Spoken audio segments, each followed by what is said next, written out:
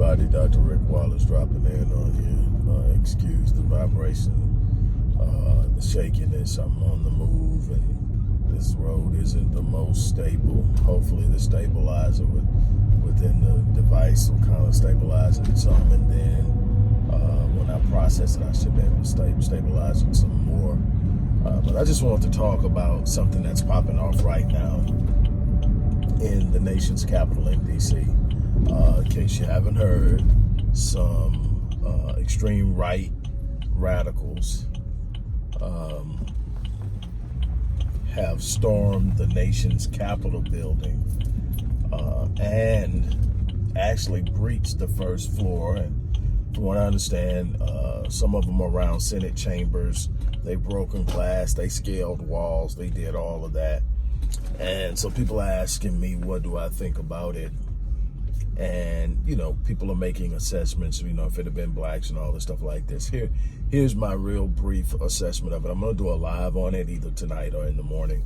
But I wanted to kind of just do something real quick while I'm out. I'm out picking up one of my sons. Look, check this out. There are a couple of things that I take away from this. The first thing that I take away from this is sit back and just watch them. It actually has nothing to do with us. We love to get involved. We love to fight for a system that has never represented us.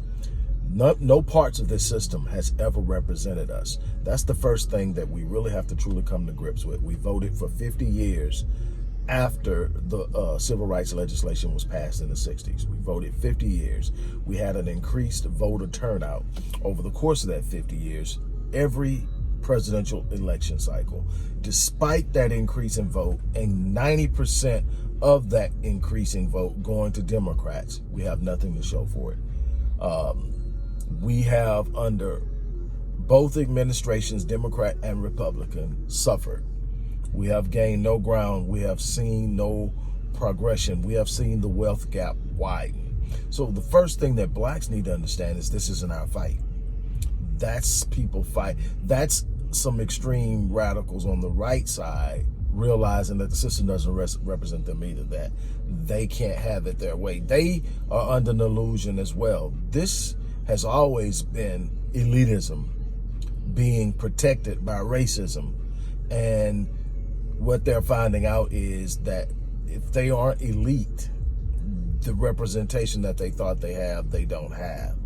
And so these updates are popping up as rapidly about what's going on there. My first observation is something that's not really an observation based off of what happened. It's literally years of understanding and observing and evaluating what we've dealt with in this system. The system wasn't created for us. Matter of fact, when this system was created, we were slaves, and only thing the system did at that time was ratify how slave labor would be used and how slaves would be handled.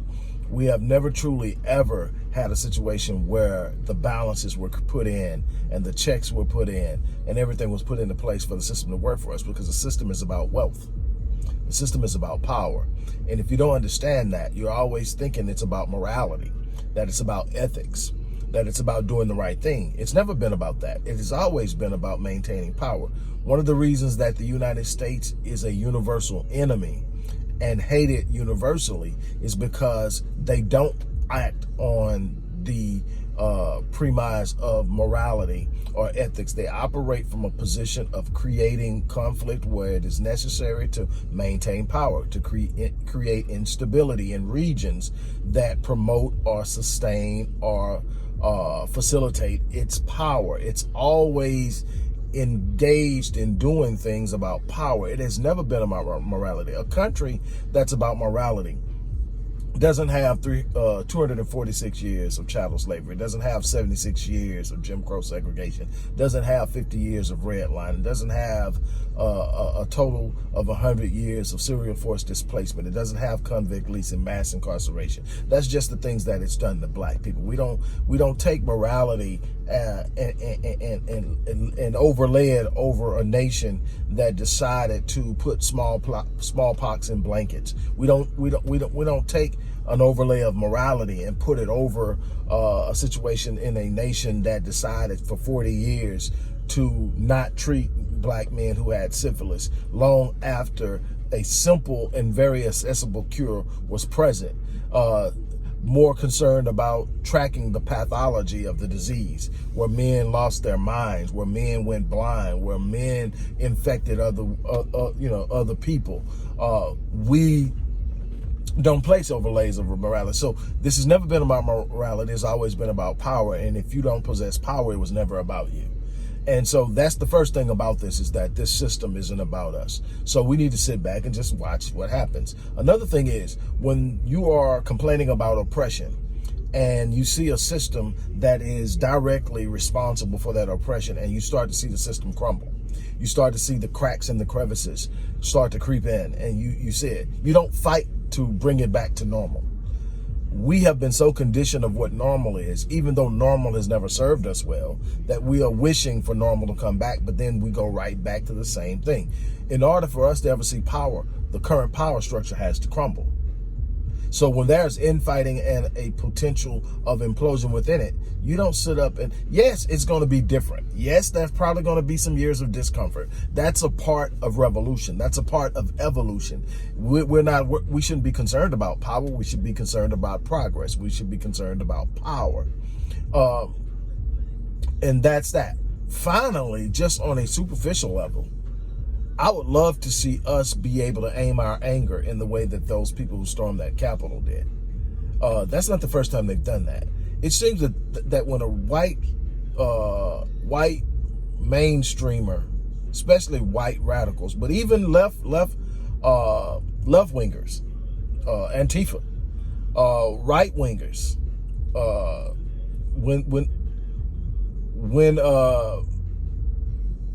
they get angry about something, they aim their anger. They're not marching in the streets of their own neighborhoods, tearing up stuff and burning stuff. These storm the Capitol. So I would love to see us be able to aim our anger more strategically and with more intent and with an understanding of what outcome we're looking for. You know, not just to hem up some senators and congressmen in a building and put them on lockdown and all of that. But then again, you never know what they've got planned long term. What I'm saying is they took action aimed in a specific direction. That's what I get out of it. It's like, hey, I would love to see our people take that kind of anger. If there's a problem with the police, aim your anger at the police. If there's a problem with politicians, aim your anger at the politicians. If the problem with non-black businesses in your community, aim your anger and take action directly at those who wrong you.